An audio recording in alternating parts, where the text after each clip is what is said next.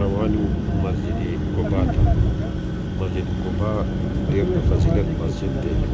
کله چې نبي علیه السلام هجرت وکړو د مکې نه مدینې ته راغله، نو لومبی په دې ځای باندې قیام وکړو. دې ځای کې چې کوم دی دې مسجد د اسلام دې مسجد دلته جوړ شو په دې ځای. نو دې له الله پاک ډېر فضیلت ورکړو او الله پاک د دې په قرآن کې هم صفت کړی دی. او دې کې چې کوم 2 رکعاته لمونځ سړی وکړي نو د قبولې شوې عمرې ثواب الله هغه له ورکوي. نو ډېر د فضیلت مسجد دی مسجد قبا، مسجد قبا مدینه.